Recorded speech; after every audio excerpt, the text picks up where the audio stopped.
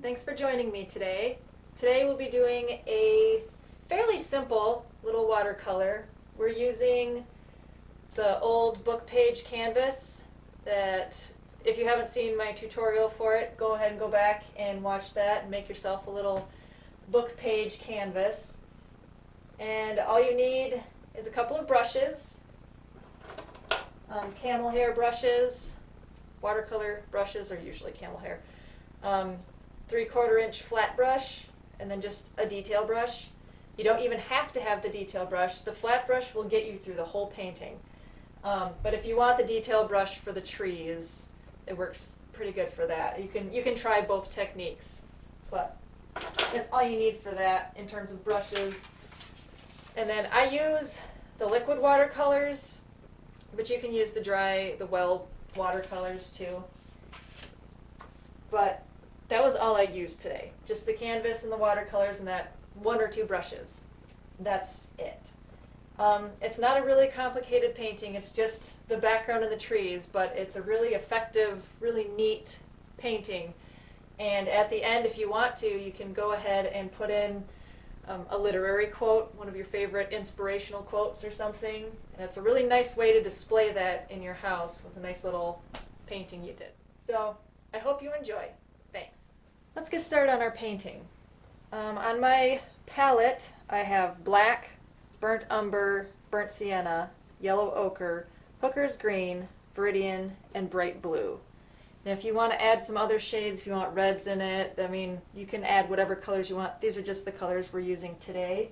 So to start out, what we're going to do is we're just going to put in some background color. Now, we want to keep this aged paper look, so I'm not going to cover the whole canvas. So I'm going to start with some brown tones to begin with. So I'm going to go into a little bit of the burnt umber. And these are really watered down. These are our background colors, so we want them very, very faint. A little bit of burnt umber here. Add a little bit of burnt sienna to that now.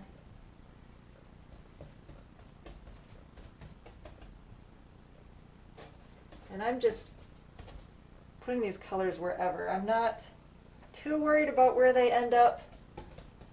We're just getting a splash of color here. Add a little bit of yellow ochre to that. And now if you get a spot that's got a lot of color, sometimes I'll just dip into some water to spread that out.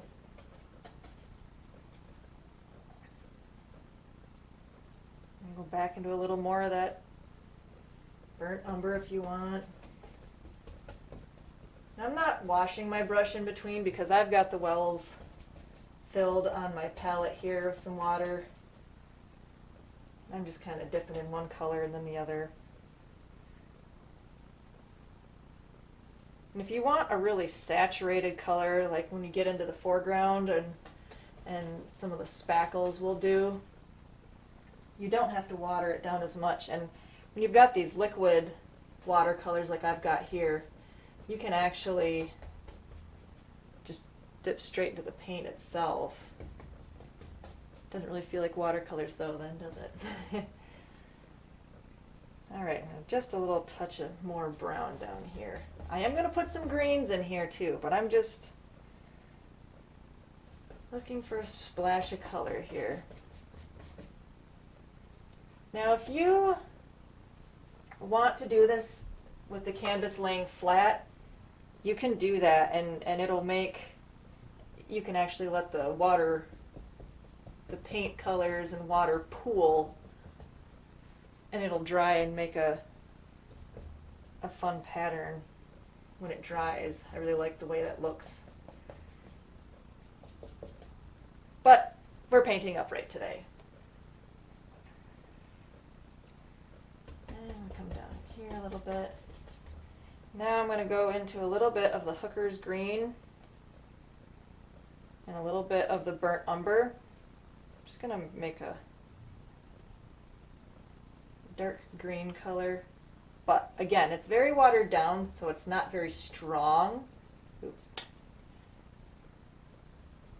If that happens to you, again, just add some water to it.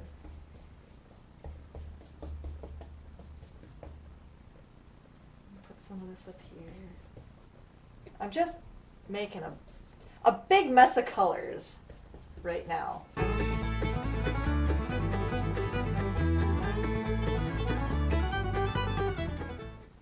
All right. Now remember, with the book pages, there's going to be a little bit of wrinkling while you're painting. When it dries, it will dry a lot less wrinkled than it is right now. I've not had any issues with it looking really wrinkled and messed up when it dries. I'm going to move on to the next step, and we're going to be putting some little trees in here. It's not going to be our front trees, our immediate foreground trees. It's still in the background. So what I'm going to do for these background trees, I'm going to make them kind of a brownish green. It's similar to the color we were using in here. It's just going to be slightly darker, a little more saturated. I'm going to put a touch of burnt umber. Don't need a lot of it. And a touch of the Hooker's green. Maybe a touch of the Viridian. Alright, and I've got just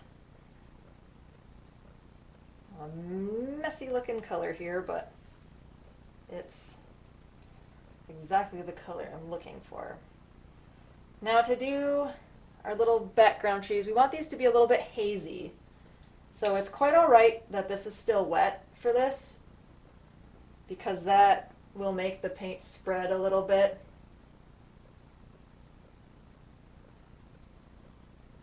We're just putting in some indications of little spruce trees here. Now keep in mind, these are going to fade and they're going to mix with the background. And that's alright. We're kind of wanting it to do that. But if you would like them to be a little darker, you can always add a little more color to it. I think I like that alright. And if you want to add a couple little straight brown trees in there, just to add a little bit of interest, you can do that.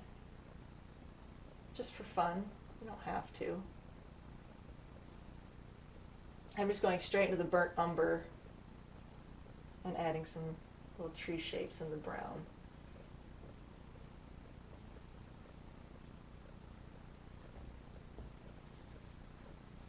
Actually, what I'm going to do, I'm going to bring this green down just a little bit more. Just that green and the burnt umber. I'm going to let that come down just a little more. Just so I have a nice backdrop for our foreground trees.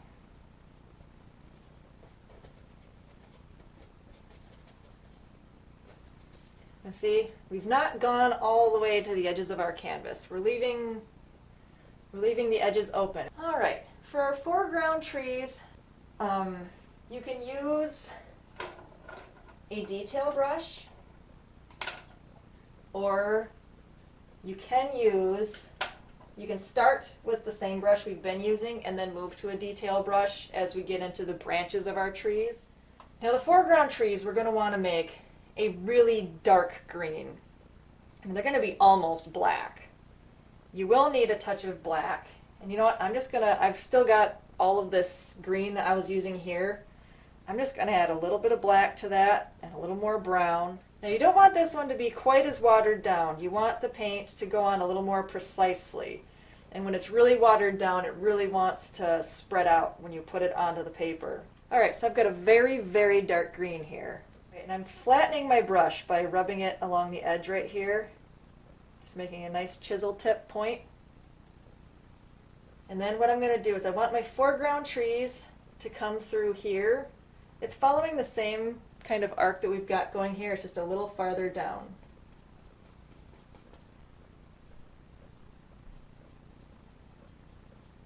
All right. And then you can actually do all of the trees with the flat brush if you want to, or if that's all you have. You can just tap little pine branches, spruce actually, more spruce-like, spruce branches.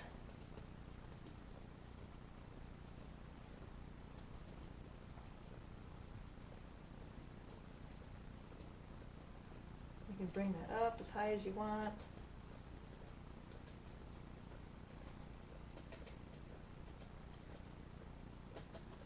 And if you want to have the branches a little fluffier, you can make them fluffier. If you want them really clean and precise, you can keep them clean and precise. But this is essentially the idea we're working with, is this really dark color. We're just making little spruce trees, little conifers. And you can make them alternate in size, vary in size.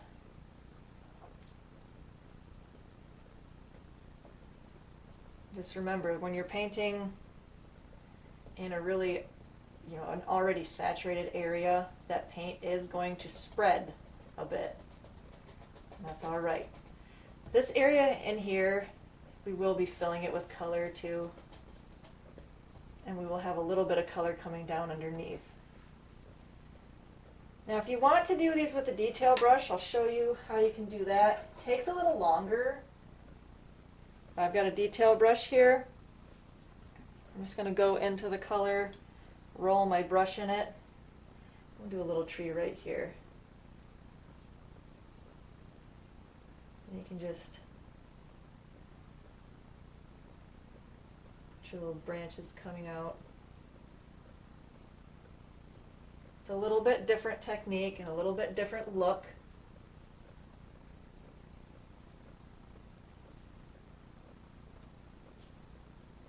It does give you a little more control over where you put the branches. And if you want to do, where you do like the tops of the trees with the detail brush and the bottoms with the flat brush, that works great too. And it's pretty free. You can do this in whatever way works best for you. And whatever look you like. Just play with it. Try the different techniques, see which you like best. Use a variety of techniques and brushes. So it's a little bit different look, but it's the same basic idea. You may find as stuff's drying that you'll have to go back and touch up some areas, but that's kind of the fun of watercolors, is they kind of have a mind of their own once you've put them on the paper. Sometimes you really like what they do, and sometimes you got to go back and kind of corral them a bit. All right, I'm going to stick back to the flat brush here just because I'm lazy and I like the fast technique.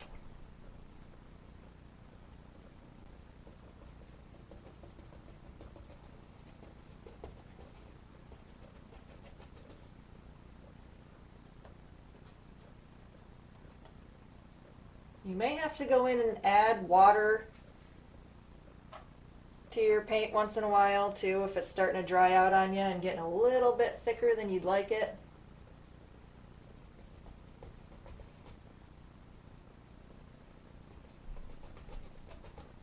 Remember, not all of these trees have to be super crisp and clear either. You can have some that are very watery and kind of blend into the background a little bit.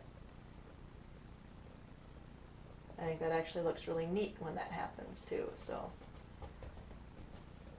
they're just simple little trees. It may take some practice, but anybody can do it. You really can. It's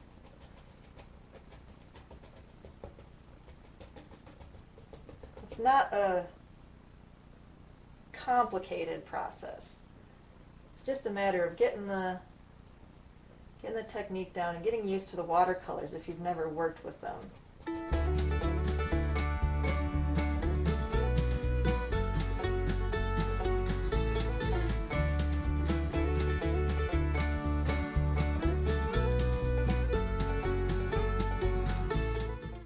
after drying if you want to go back in and darken some up. Don't be afraid to do that. Or you could even add a little more black now to your color mixture.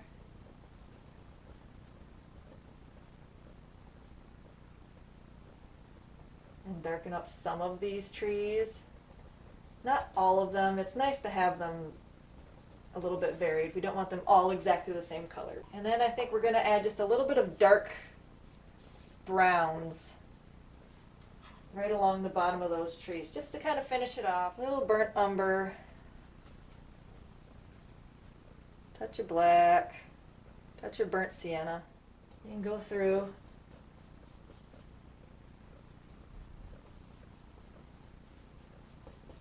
and put some brown in here. You can go into some light color too and mix that.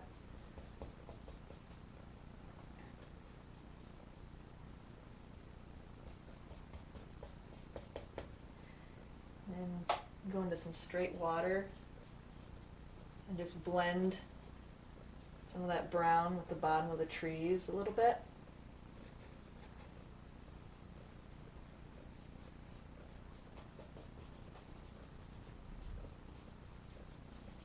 And a little more of that burnt sienna. I really like that red, the red tones in the burnt sienna. Such an earthy color. I really like that color. We will be adding some color spatters to this, which you don't have to if you don't want to. This is where the blue and the Viridian come in. I'm going to go into this, the bright blue, and a touch of the Viridian green. I may want to brown it down just a little bit with a little bit of burnt umber. We've got just kind of a, I don't want to tip it too much, I don't want to dump it all over the floor. I've just got some color in my brush. I'm going to spatter it on my canvas. Now be aware of what's behind your canvas when you're doing this.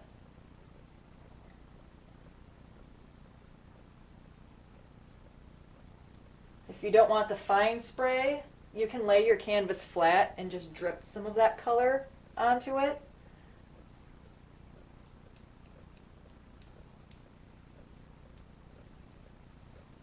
And now I'm going to go into a little bit of straight burnt sienna.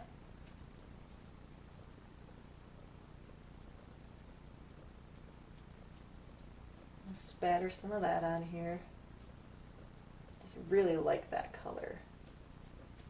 Now you can do as much of this or as little of this as you want.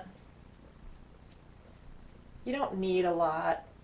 I may go back later and drip some color onto this too, if I decide to. Okay, so I think we're gonna call that good. I went in and I put some extra spatters with the canvas laying flat on a table just because I really like that extra splash of color. So if you want to do that, you can go ahead and do that. Another nice idea is if you want to add a literary quote right up here in the background. That would be really cool if there's something, you know, if you've got a favorite quote. This is a really nice way to display that. So I really hope you enjoyed the painting, and I hope to see you next time.